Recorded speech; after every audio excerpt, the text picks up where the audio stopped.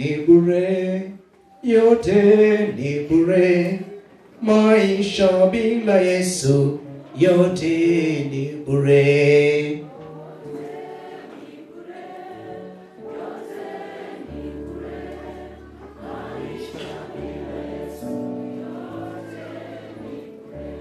Yote ni bure, yote ni bure, maisha bila Yesu, yote ni bure.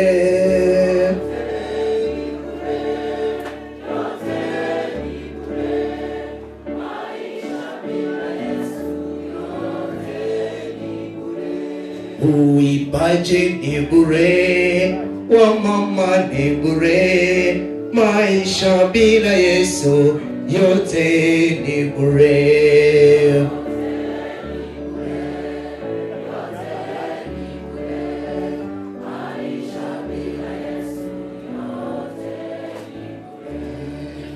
Open your Bible to our key verse. Open your Bible.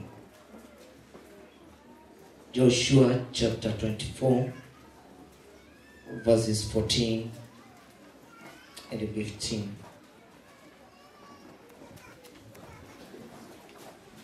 That's where we are going to build our wine today. Joshua chapter 24, verse 14 and verse 15. Nitasoma tena kutoka hapa na utasoma pia ukiwa pale ulipo na aina ya Biblia ulio nayo.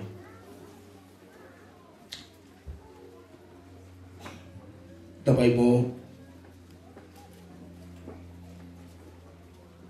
reads,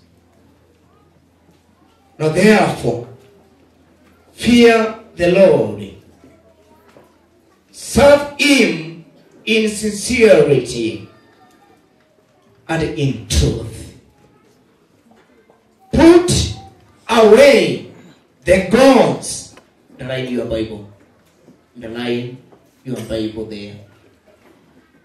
I'm repeating myself again. Please check your Bible. Check your Bible.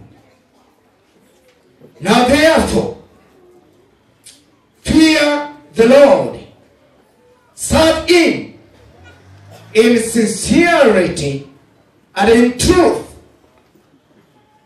and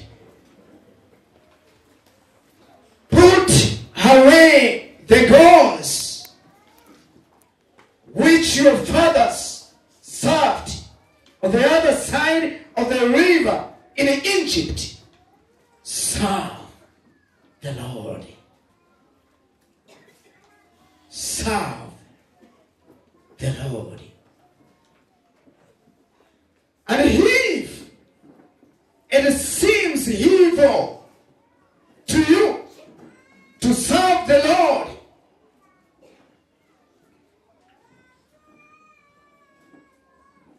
and if it seems evil to you to serve the Lord, choose for yourselves this day whom you will serve, whether, underline the Bible, the gods which your father served that were on the other side of the river, or the gods of the Amorite in whose land you dwell. But, hallelujah, but as for me, in my house, I will serve the Lord." Let's pray. Our Father and our Lord, with a lot of humility, I pray that, Father, you use me accordingly. Use me to the level that pleases you. Touch my lips. Convince my heart to your will. By the end of this worship, that each and every one of us, we may adhere to your will, which gives us salvation. It's my humble prayer, praying and trusting the mighty name of Jesus. Amen. Mada yetu inasema, be careful of yourself. Be careful of yourself. Sijui kwa Kiswahili, hata niunde Kiswahili changu. Kuwa makini. Ninaunda yako. Asiwanze kuuda yako. Bwana asifiwe. Kuwa makini. Ni nani unayetumikia? Tunga yako. Bwana asifiwe.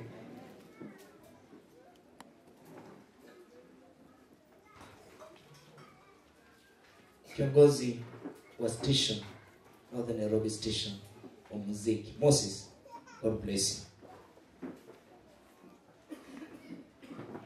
We need our station to choose who to serve. We need our choirs, our churches to choose who to serve. Our topic, be careful who you serve.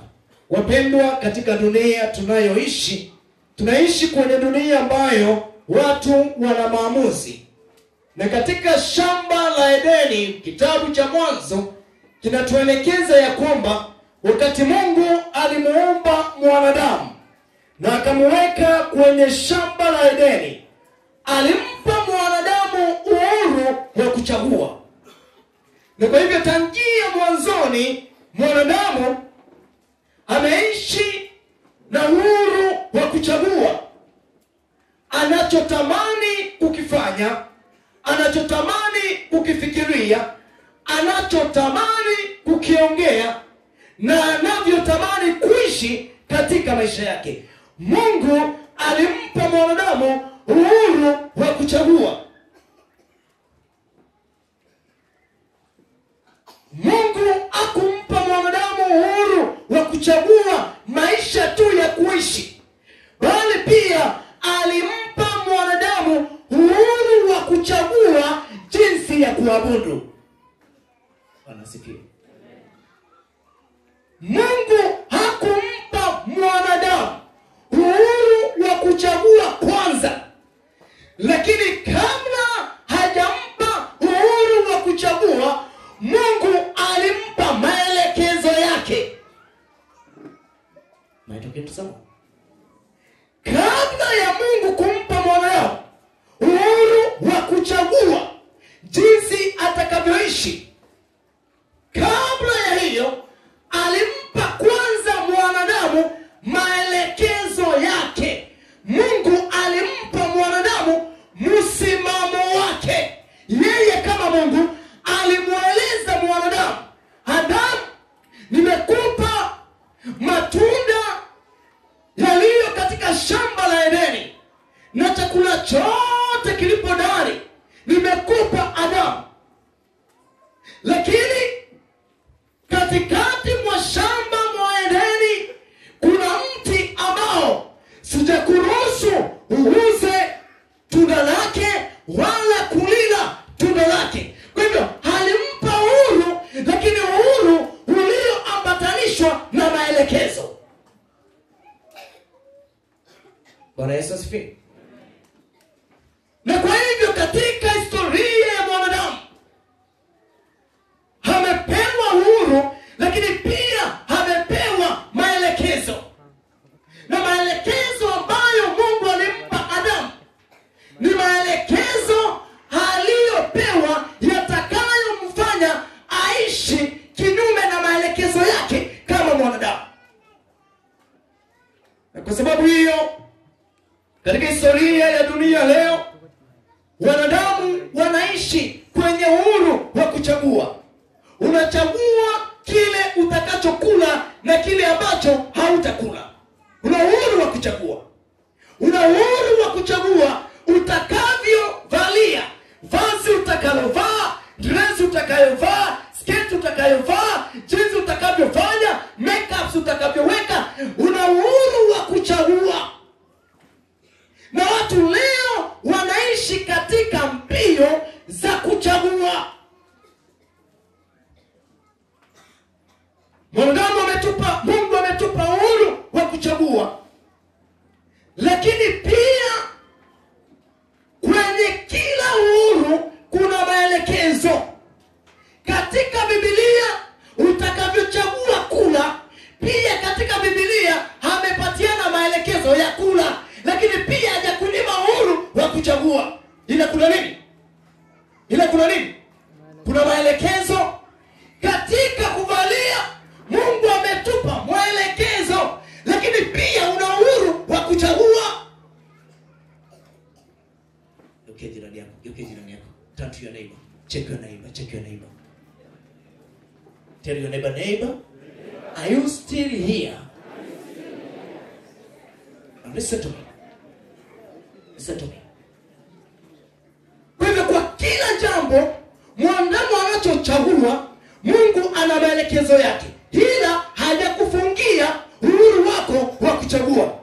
Lakini pia katika ibada, maandiko yanasema ya kwamba, Mwanzo 2:1, maandiko yanasema ya kwamba na kila kitu kikamilika.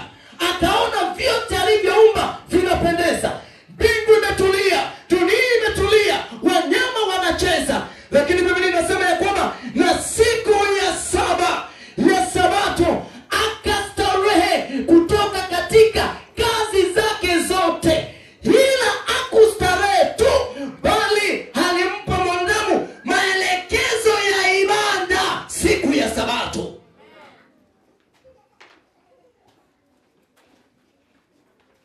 Ijapokuwa alimpa maelekezo ya ibada siku ya Sabato, hakumnyima mwanadamu kuchagua. Lakini maelekezo yako wapi? Yako pale. Our topic, be careful who serve. Now follow me.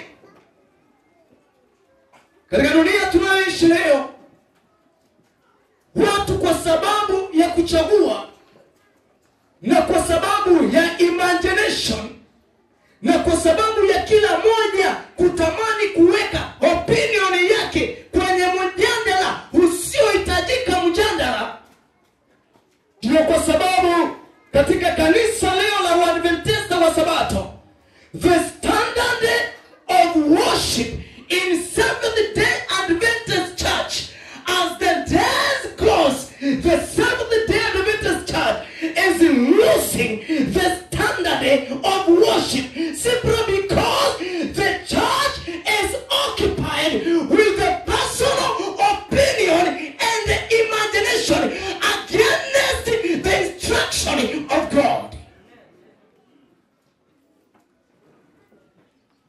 Listen to me. Are you proud of how we worship today? That's a personal question. Are you proud of what and how we worship today in our church? The worship is turning to be imagination. The worship is turning to be personal opinion. The worship is turning to be a dialogue in the church of how and how to worship, how to do things. Brothers and sisters, there is no dialogue in the Word of God. If Bible says right, the Bible means right. If the Bible says left, the Bible means left. Talk to your neighbor and tell your neighbor, It is not about your smartness. It is about God's instruction. That is the wrong neighbor. That's the wrong neighbor. Turn to the other neighbor. That is the wrong neighbor. Turn to the other neighbor. It is not about your mind. It is about God's instruction. Doesn't care. You're a doctor. You have a PhD. You have a master's. You have a degree. You have money. You are rich. You are poor. It doesn't care. When it comes about the worship to the Lord, it is not about you. It is about what He says.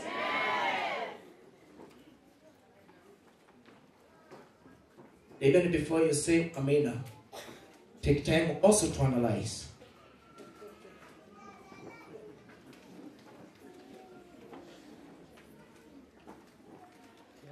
Now the Bible says, Joshua na wana wa Israeli, Moses akapewa wa Israeli kutoka Misri, na safari ikaanza ya kwenda Kanaani. On the way, Biblia inasema vituko vilitokea, na wengi waliotoka Kanaani Misri hawakuingia Kanaani, kwa sababu katika safari ya jangwani Waisraeli kila moja alianza kuleta opinion yake. Kuna mmoja anasema turudi Misri, kuna mmoja anasema tukae hapa mlimani, kuna mmoja anasema tuingie kwa majirani, kuna mmoja anasema hii safari haiko. Kwa hivyo Waisraeli waliingia opinion nyingi, na kwa sababu hiyo safari ikawa ngumu mno. Lakini Biblia inasema ya kwamba mpango wa Mungu haukuwa Musa afike Kanaani. Walipofika Yordani, katika ukingo wa Yordani, ukingoni mwa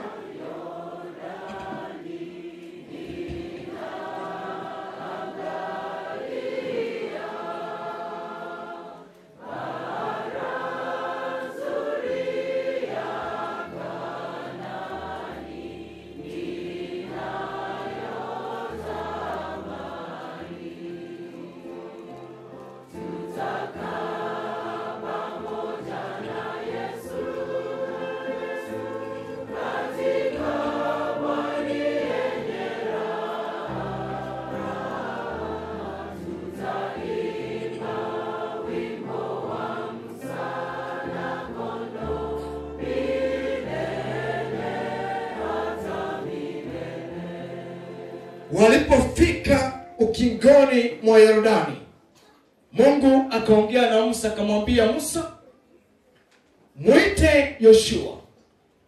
Kipindi hicho Yoshua alikuwa na miaka 110. Na Mungu akamwambia Musa, mkabidhi mamlaka Yoshua, ndiye atakayewavusha wana wa Israeli Yordani kuingia Kanaani. Na Mungu akachukua Musa akaenda naye kando na akafanya alichokusudia. Lakini Yoshua akabaki na kanisa. Hili sasa halivushe kanisa liingie kwenye ahadi, shamba la ahadi la Kanaani. Biblia inasema ya kwamba Waisraeli walianza kunung'unika watavukaje Yordani.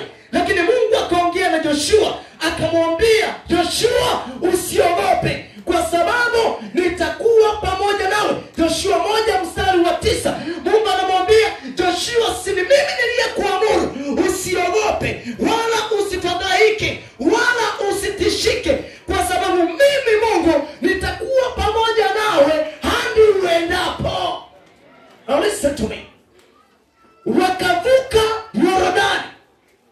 Walipovuka Yordani, walipotoka Yordani, mahali ambapo waliingia kwenye kijiji kinaitwa Shechem.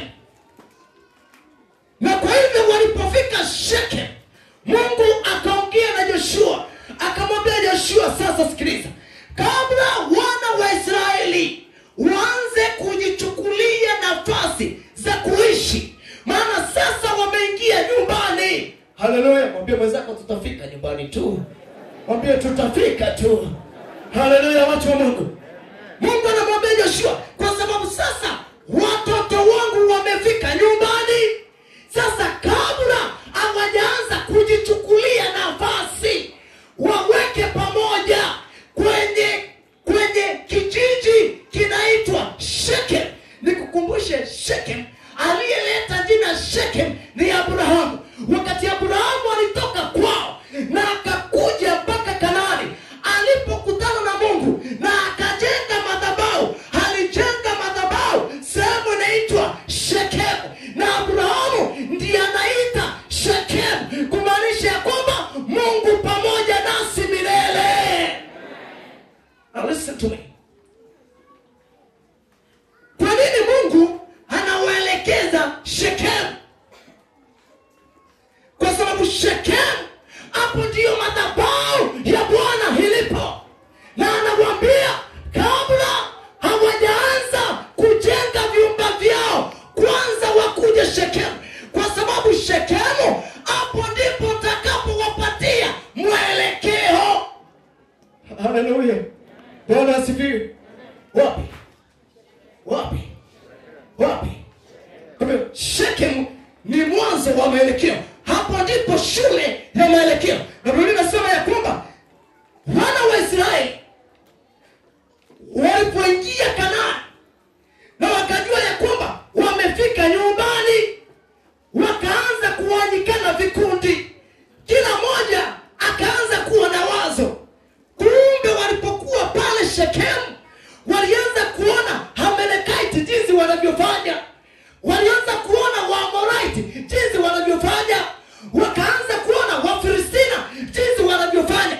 Wanamwambia Joshua, kwa nini sisi ambavyo tunakaa kana kwamba ni kama tukombori? Mbona sisi tunakaa kana kwamba ni kama sisi hatuko sawa? Kwani Mungu wetu mbona anakaa amesubasuba? Angalia Waamorite jinsi walivyochangamuka. Joshua akawaambia, sikizeni,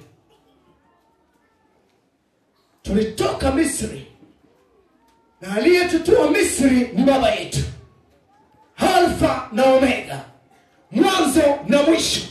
Na kwa sababu hiyo ametuomba tukutane hapa Shechem, maana hana mazungumzo nasi. Na Biblia inasema ya kwamba Joshua anawaambia, kwa sababu tumefika nyumbani kwenye hili shamba la ahadi ambalo Mungu ametupatia, basi sikilizeni, haya ndiyo maelekezo ya Mwenyezi Mungu. Na Joshua akaandika kitabu hiki, Joshua 24 mstari wa 14. Joshua anaanza kuwaelezea anavyosema Mwenyezi Mungu. Anasema nini? Anasema, now therefore fear the Lord and serve him sincerely. Now listen to me.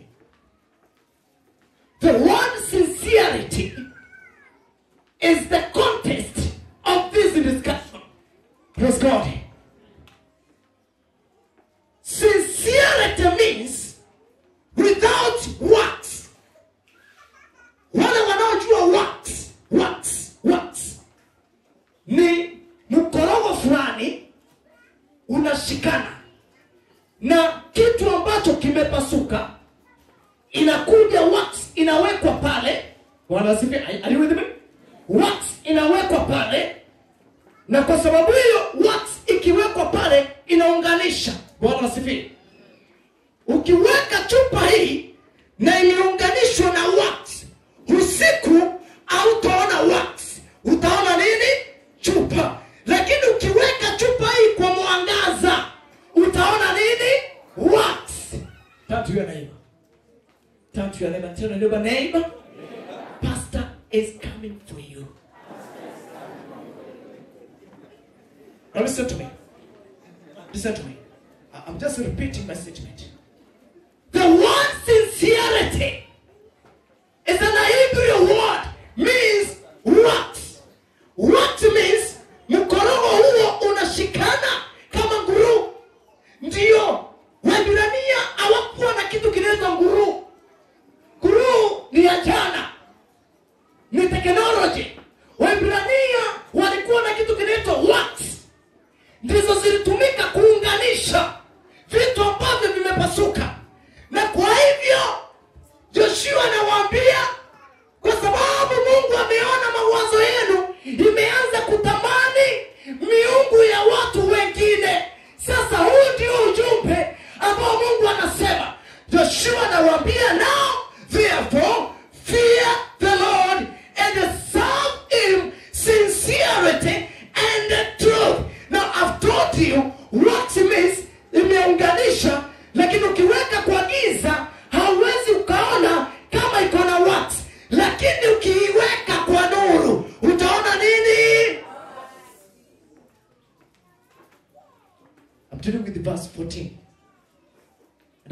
the word sincerity.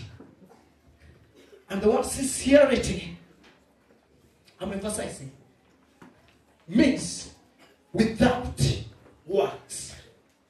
The word sincerity means serve the Lord without works. What does that mean?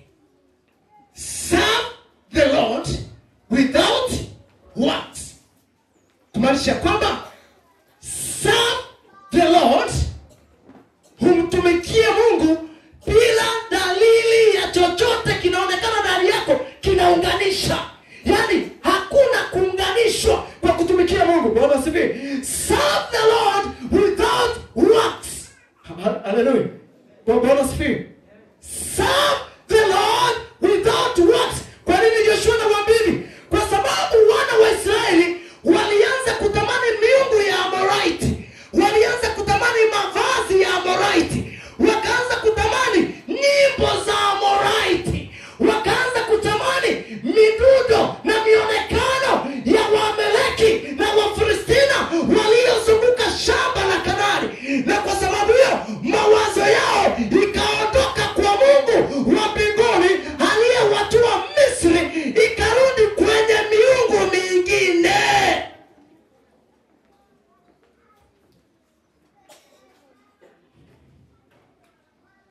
And now Joshua says, serve the Lord without works. One of the problem with Adventist church today, it is where the church is having the truth, but the truth combined with the works.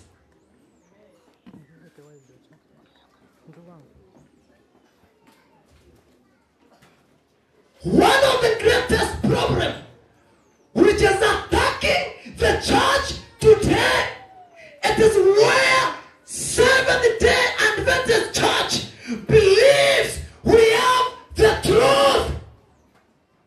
And I believe, as Pastor Joshua, this is the church with the truth and the truth of the Lord. But the problem, the truth is now becoming a mixture with the works. I don't think so. Turn to your neighbor. Turn to your neighbor. Tell your neighbor, neighbor. Tell your neighbor, neighbor. Internalize the point. Now listen to me. I'm talking about verse 14. Serve the Lord sincerity. I'm dealing with the word sincerity, which means without works. Why Joshua is telling them serve the Lord without works? Because not only Joshua, even God himself, he had already seen a works within the Israelites. Sio tu Yoshua, bali hata Mungu mwenyewe akiwa mbinguni aliona jinsi wanavyomwabudu sasa. Hawamwabudu kwa kweli, bali wamechanganya na waksi. Na kanisa leo linashinda wakati ambapo injili na ukweli umechanganywa na waksi. Watu hawainui ukweli tena, bali watu wanainua waksi.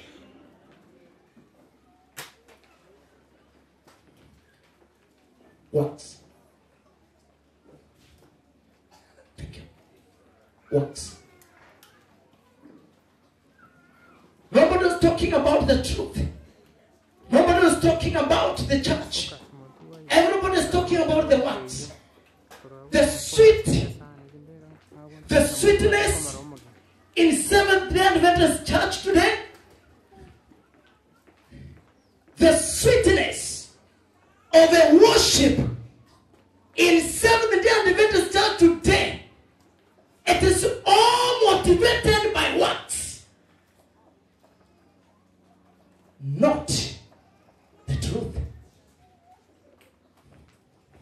Of the pastor in Seventh-day Adventist church,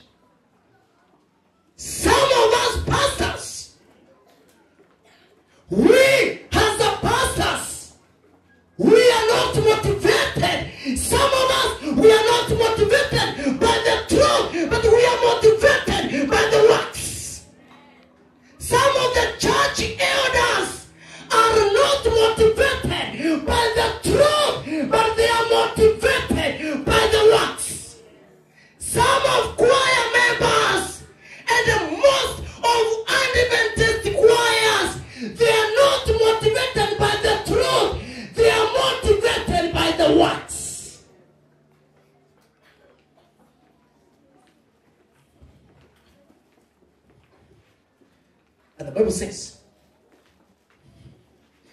Bible says, the same verse, now, serve in sincerity and truth, and put away the gods.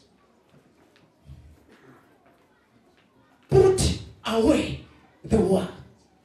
Let me tell you, we are not Remnant Church because we keep the Sabbath. We are saying, honor. Let come here. We are not a Remnant Church because we keep the Sabbath. Keeping Sabbath is not the categorical pillar of the Remnant Church. Because even devils keep the Sabbath.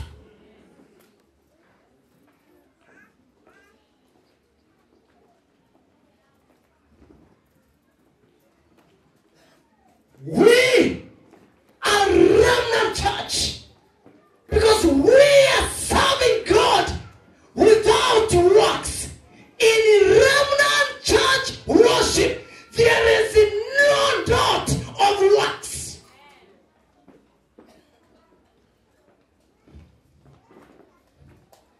Serving, now listen to me. The Bible says, serving other gods, idolatry. Are you together? Idol what? Idol worship or idolatry. Now listen to me. The word idolatry does not simply means serving false god or other gods. Are you getting me? The word idolatry does not simply means serving other gods. It means serving true God falsely.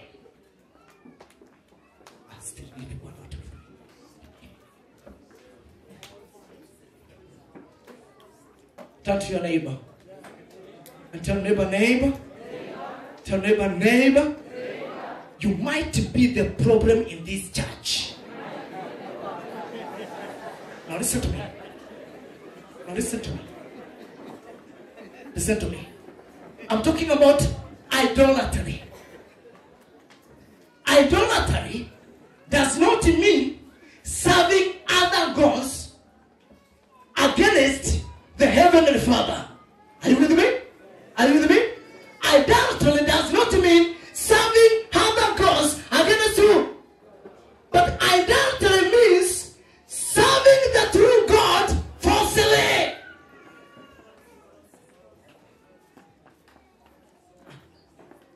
Mzee, watu wamesikia kitu nimesema kweli? Hebu tafsiri mzee, tafsiri hata wewe tafsiri. Hapa Sabath anasema ya kuwa kuabudu Mungu sio kuabudu other gods, lakini kuabudu Mungu wa kweli visio kweli.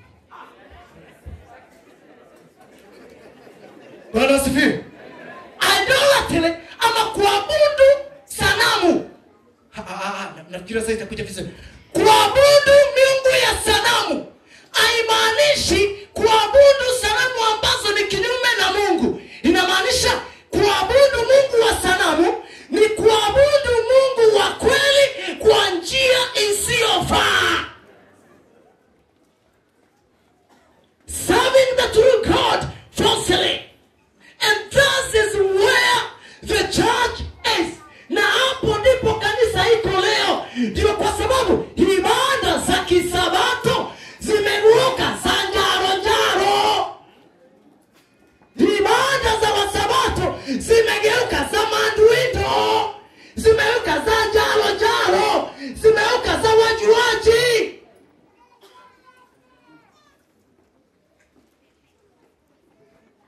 Ukia jirani yako. Mwambie jirani, ninakuona.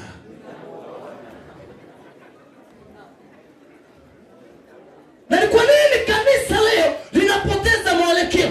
Kwa sababu kila moja kwa akili yake kanisani imejaa mandurido,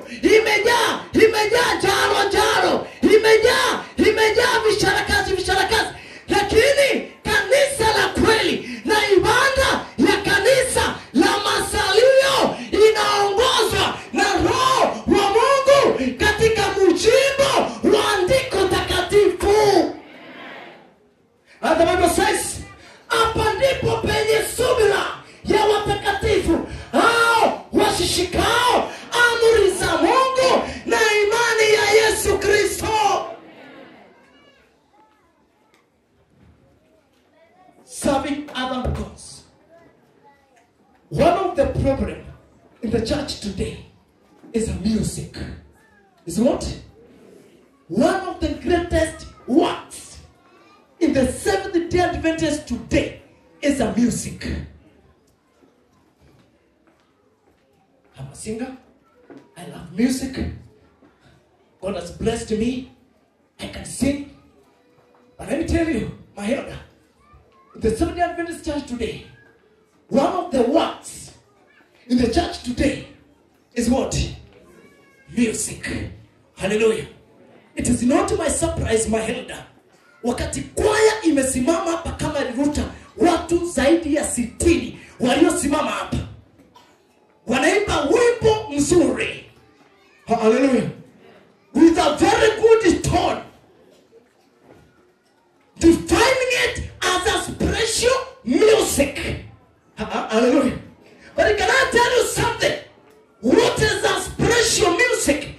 A spiritual music is not performance. A spiritual music is not the sound background. Spiritual music is not relax. Spiritual music is not a talent. Spiritual music is simply magnified by transformed character.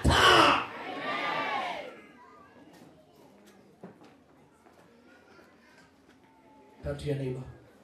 Tell your neighbor, Pastor is coming slowly. Now listen to me. Now listen to me. Listen to me. I'm saying, I'm dealing with verse 14. I'll just come to verse 15, then I'll finish my sermon. Now listen to me. I've said, I'm repeating myself. One of the words in the Seventh-day Adventist today that the devil is using is what? Music. I'm not saying music is the problem. The problem is the words inside the music. Someone with me? Someone with me? Someone with me? Pastor is not saying that your neighbor. And tell your neighbor, Pastor is not saying music is a problem. He simply says the problem is the works within the music. Let me just show you works. Man, come. When classmate. Sikuja unaweza ukaboeka sana maana bado sijui kama umekubali kweli CD tujifanye. Takuona tukiwa kali. Kuja mkiwa wawili. Kuja mkiwa wawili. Just come. I just demonstrate the works. What? We are dealing with the word sincerity. What? Sincerity and goals. Are we together? I have picked two words, sincerity and goals. Are we together? So I want to define the word works. Joshua says, serve the Lord in sincerity, meaning without works. And I've said one of the greatest problems in the Seventh-day Adventist church today is not music, it's a works inside what? Music. Unaimba kwa tune gani? Tune gani unaimba? Au sipa maiki? Unaimba alto. Wa soprano kuja, hata unakaa soprano. Kuja. Niona umekaa soprano mami. Wewe unakaa soprano. What soprano? Simama hapa. They are singing a very nice song. Bwana sifiwe. Wamesimama mbele ya madhabahu ili waimbe wimbo wa roho na kweli. Walikuja Monday kufanya mazoezi, wakakuja Tuesday kufanya mazoezi. Actually Sunday wakafanya kesha ya kufanya mazoezi ya wimbo. Na wakakuja Sabato waimbe ule wimbo waliofanyia kesha. Lakini sikiliza, wanaimba wimbo mbele ya madhabahu, anaimba alto, anaimba soprano, wakiwa mbele wa mama, wasichana, wanawake, watu wa Mungu wanaonekana vizuri. Lakini hawa boy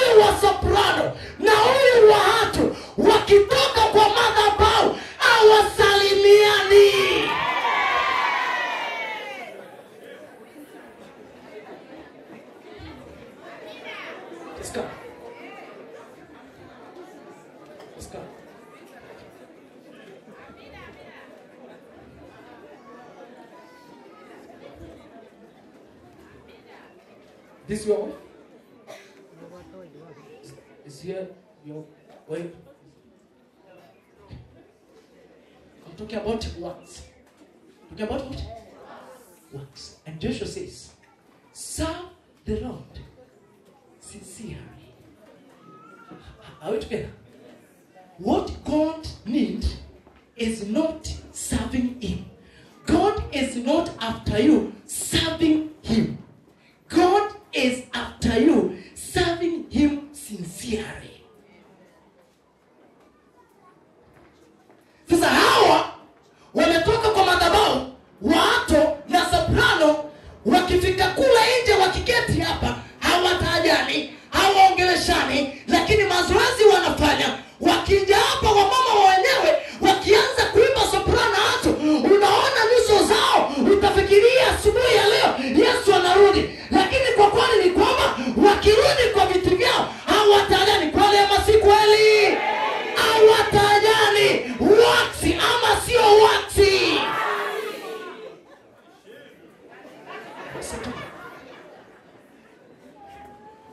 Huyu ni kiongozi wa kwaya, tena ni mtunga nyimbo.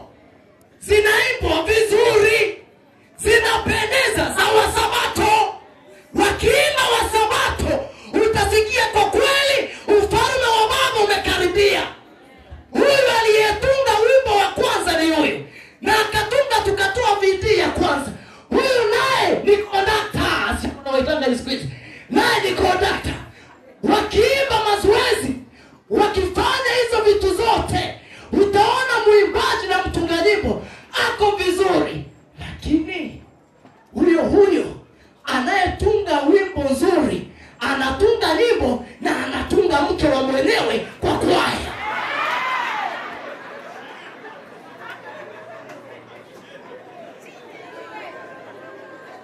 Pia mwenzako shetani ashinde. Kweli ama si kweli? Waliotunga wimbo ni nani? Na waliotungana kwa kwaya ni akina nani? Uniform nzuri ya kupendeza, uniform. Kila mwezi kuna uniform ya kwaya. Nimekuja kuambia wana kwaya, hatuhitaji kuona uniform, tunahitaji kuona uniform za moyoni.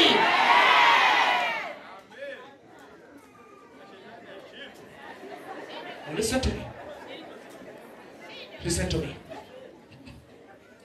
Huyu ni kiongozi wa kwaya, na huyu ni msaidizi wake.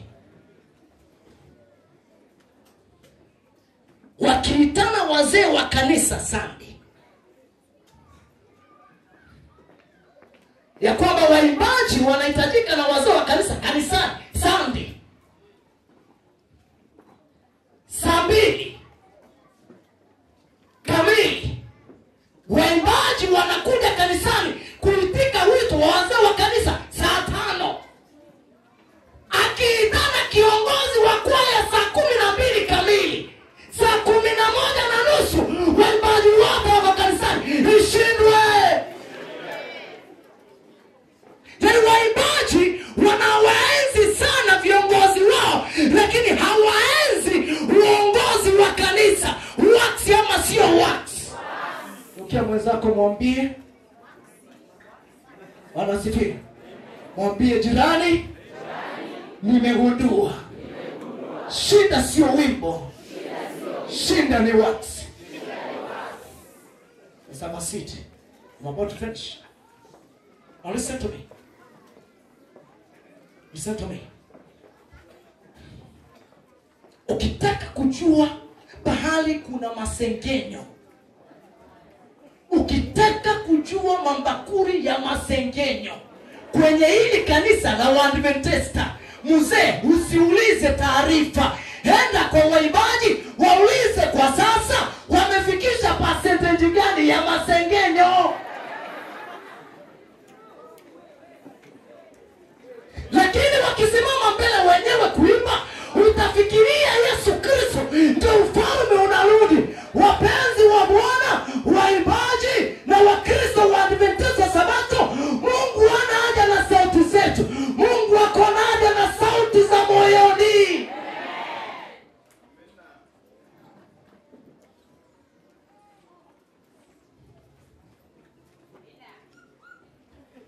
About to finish. Now listen to me.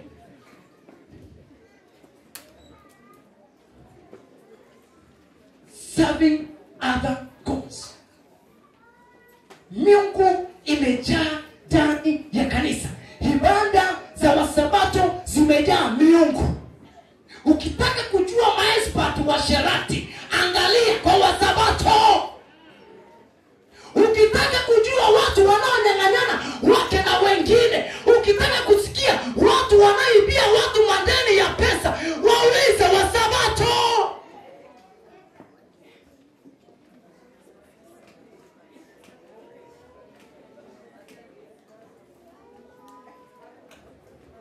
Ukitaka kujua watu ambao wanaweza wakakosana na mchungaji hawaite, awaketisha chini, awaambie na wazee wa kanisa, jamani, sameaneni nyinyi ni Wakristo. Ukitaka kujua watu wasio sameana, waulize Wasabato.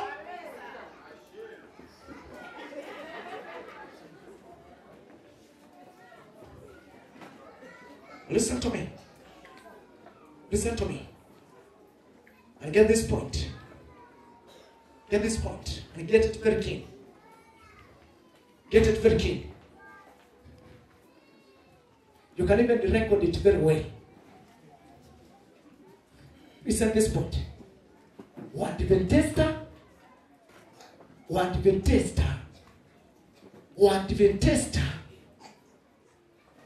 hawataingia mbinguni.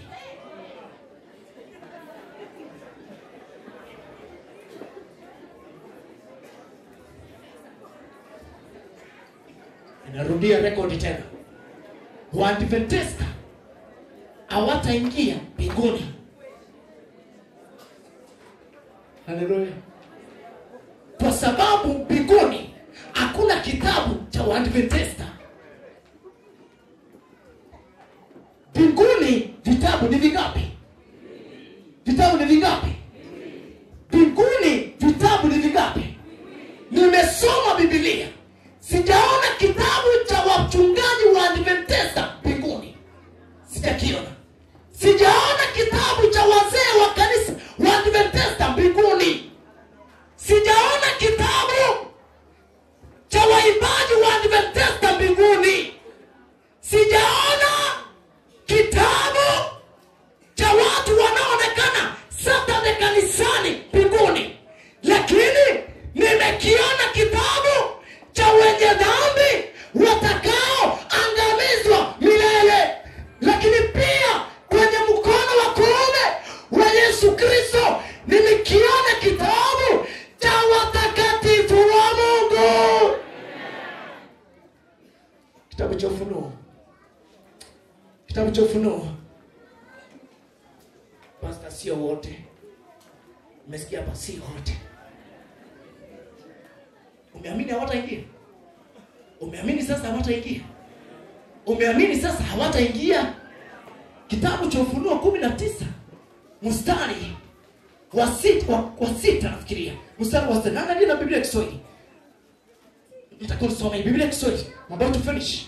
Ufunuo wa Yohana 19. Ufunuo wa Yohana 19 mstari wa 6 inasemaje? Biblia inasema, nikasikia sauti kama sauti ya mkutano mengi. Nikasikia sauti kama sauti ya makutano mengi. Na kama sauti ya maji mengi. Na kama sauti ya maji mengi. Na kama sauti ya radi yenye nguvu. Na kama sauti ya radi yenye nguvu. Ikisema haleluya. Haleluya. Kwa kuwa Bwana Mungu wetu. Kwa kuwa Bwana Mungu wetu. Mwenyezi.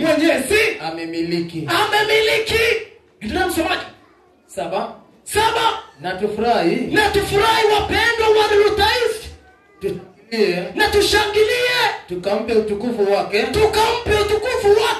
Kwa kuwa harusi ya mwana kondoo. Biblia inasema tushangilie kwa nyimbo. Tukampe utukufu. Nyimbo za sifa. Kwa kuwa harusi ya mwana kondoo imefanya nini? Imekuja. Malizia mstari wa 8. Naye amepewa kuvikwa kitani kizuri. Ing'arayo safi. Kitani king'arayo safi. Kwa maana kitani nzuri Hiyo ni matendo ya haki ya watakatifu. Ni matendo ya haki ya watakatifu. Wewe watakao ingia mbinguni na kina nani? Akina nani? Listen to me. I'm about to finish.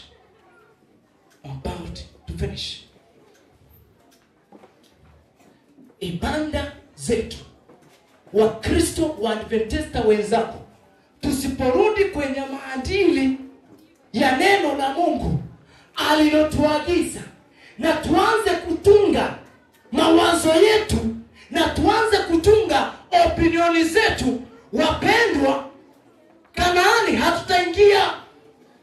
Kwa sababu Mungu anataka ya kwamba tufuate maagizo ya Biblia. Mungu ametuagiza vizuri kwenye neno lake. Ibada zetu lazima simsifu Mungu, lakini ibada zetu leo zinatutukuza sisi. Naona waibaji zimeanza kuimba na watu wako katika ibada za kumsifu Mungu, na nyimbo zimebadilishwa. Zimeingia jaro, zimeingia maduido, yaani nyimbo zimewekwa jaro. Waadventista hakuna pale Biblia inasema inataja jaro, maana jaro ni miungu mingine. Bwana asifiwe. Maduido ni miungu mingine. Lakini leo waangalia waimbaji wa Adventista kanisani wakianza kuimba na vinanda vimeanza kupiwa, unakuta kuna mmoja anakanyaga hivi, hata juu, kuna mmoja sio anatembea nini, kuna mmoja sio anafanya nini. Yaani maduido na jaro, shetani ashindwe.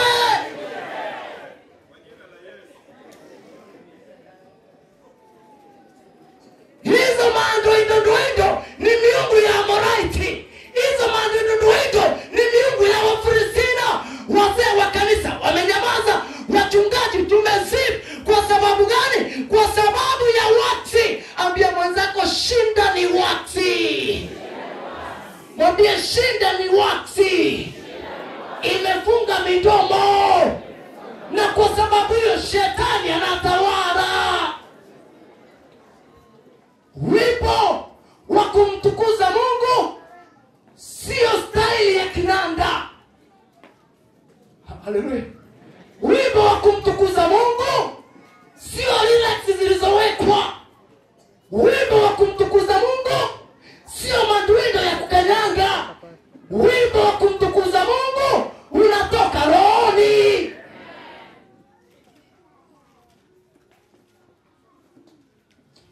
Shike mkono jirani yako. Shike mkono jirani yako. Mwambie rafiki. Mwambie rafiki. Ni kwa muda sasa umetuchanganya sana. That's the wrong neighbor. That's the wrong neighbor. That's the wrong neighbor. Turn to the other neighbor. Mwambie rafiki. Mwambie rafiki. Ninakuomba uondoe wax. Maana wax sio kwa ajili ya Mungu. Wax ni kwa ajili ya miungu ya Amorite. We are lowering the standard of the church. And because of that, it has become so much and to go out there and tell other people about the everlasting gospel of Seventh-day Adventist Church as the Remnant Church. It has become so much difficult because we have lowered the dignity and the standard of Jehovah. We have to go back. Jeremiah says, rudini katika makutano ya njia, mjiulize ni wapi iliyoko njia nzuri na tuliipotezea wapi. Mwanze hapo. Hallelujah. And everybody in the church want to make opinion. Everyone wants to make opinion. You know, pastor, unajua pastor tuliona kule Kisumu wanaimba hivyo. Unajua pastor tuliona tulipoona Mombasa tuliona hivyo. Mbona usiniambie pastor tuliposoma Biblia tuliona inasema hivi? Ukiwa jirani yako. Ukiwa jirani yako. Ushike mkono jirani yako. Mwambie neighbor, serve the Lord without works. Because if you keep wax in your heart, you will die. I want to finish now. Allow me to finish. Allow me to finish. Bible says, allow me to finish. Allow me to finish. Verse 15, the Bible says, and if it seems evil to you to serve Lord, choose for yourself this day whom you will serve, whether the gods which your fathers served that were on the other side of the river, or the gods of the Amorite in whose land you dwell. Watu wa Mungu, Mungu anahitaji ibada ya kweli. Waimbaji, let's stop compromise in the church. Mungu atusamehe, tuokoke. Leo watu wanaishi kanisani, watu ambao hawamuogopi Mungu. People, they don't fear God today. Niona juzi uko Nyanza, mtu ametoka na kisu, ameweka kwa Biblia, anakuja kuongezea matangazo. Kumbe ameweka kisu Moses kwa Biblia, anachomoa kisu kwa madhabahu, na akadunga mwingine sio mara moja, na alafu akakimbia kwa chifu akamwambia, nimeona kama nimeua.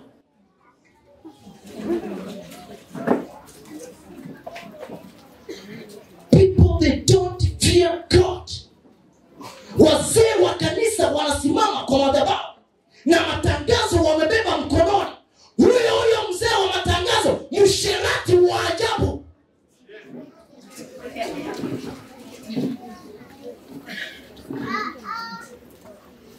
Na hakuna mtu ataizungumza kwa kanisa, maana ni mzee wa kanisa. Kanisa linaweza nyamaza, lakini Mungu hatanyamaza.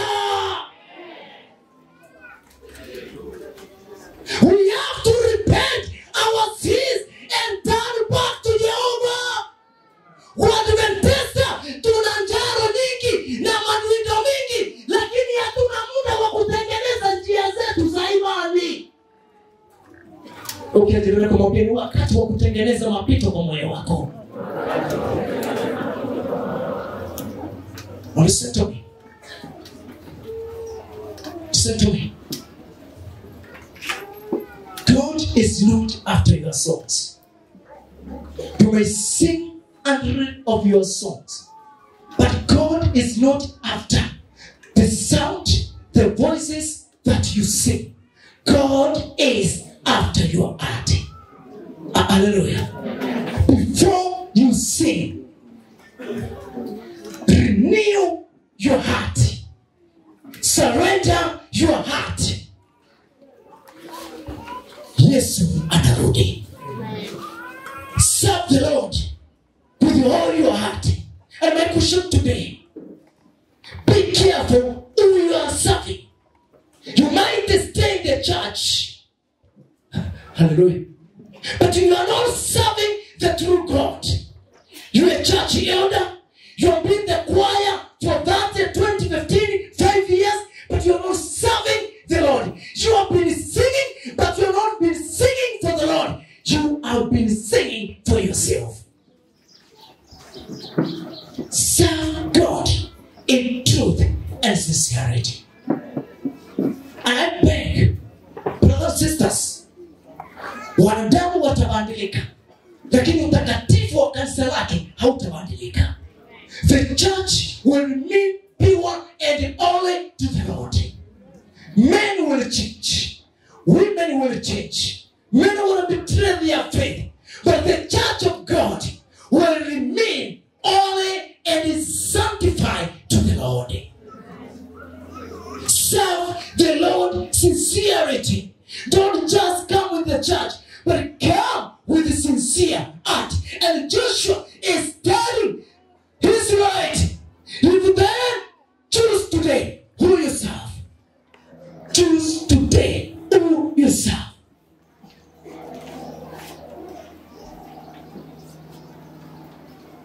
I've seen in many places when it is called music day. It turned to be a music day, but not a Sabbath day.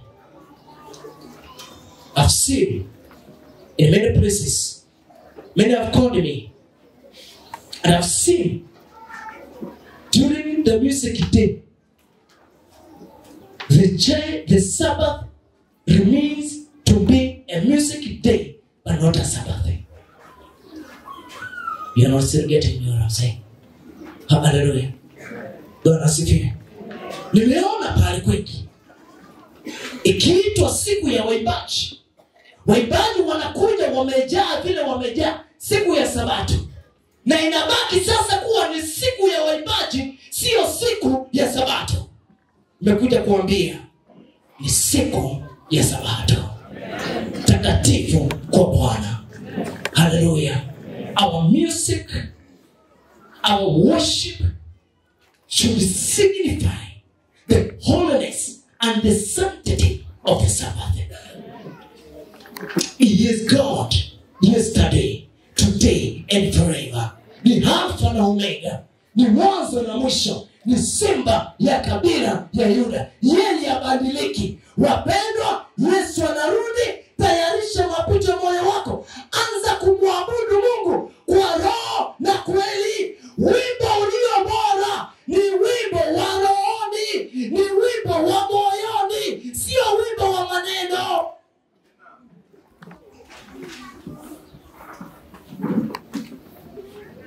Shike mkono mwenzako, mwambie hakuna maana tuimbe kama hatuwezi sameheana.